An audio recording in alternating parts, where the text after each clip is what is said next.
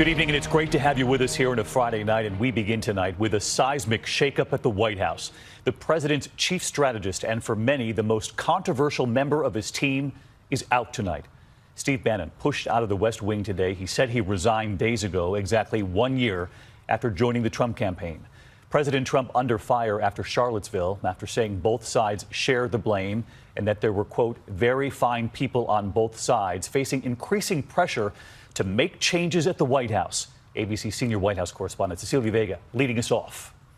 President Trump under fire for stoking racial tensions in the wake of Charlottesville today forced out his most controversial advisor, Steve Bannon, a man who proudly promoted right-wing nationalism inside the White House and beyond. Bannon, a key member of the president's inner circle, a confidant right there with the Trump family on election night.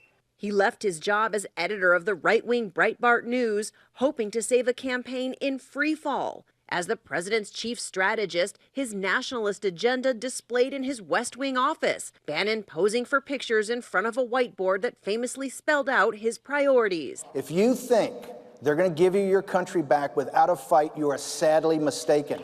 Every day it is going to be a fight. He seemed to have so much power, Time magazine called him the great manipulator. Send in Steve Bannon. And of course, SNL portraying him as the real mastermind in the Oval Office. Okay, Donald, that's enough fun for tonight. Can I have my desk back? Yes, of course, Mr. President. I'll go sit at my desk. Yeah. It did not sit well with the president, who told the Wall Street Journal in April Bannon was just, quote, a guy who works for me. And just this week, the president making it clear he won the election on his own. Mr. Bannon came on very late. You know that. I went through 17 senators, governors, and I won all the primaries. Mr. Bannon came on very much later than that. In his rocky tenure, Bannon made enemies throughout the West Wing. Some of those fights caught on camera. Bannon battling with the president's son-in-law, Jared Kushner, and National Security Advisor H.R. McMaster.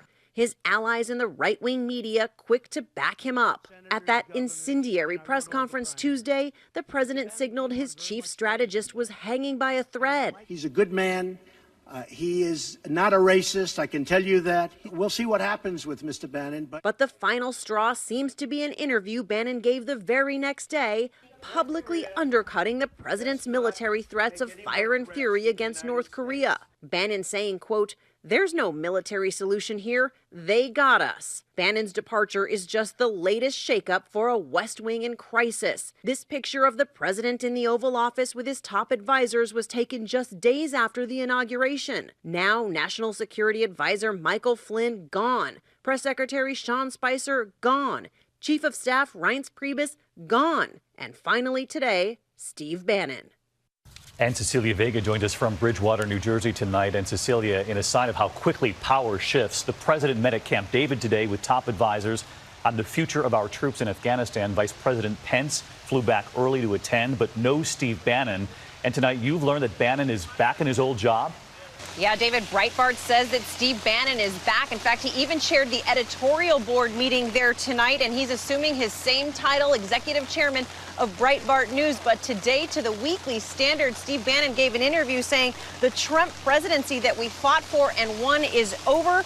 Quote, we still have a huge movement. He says that presidency is over, though, and it will be something else. David. Cecilia Vega.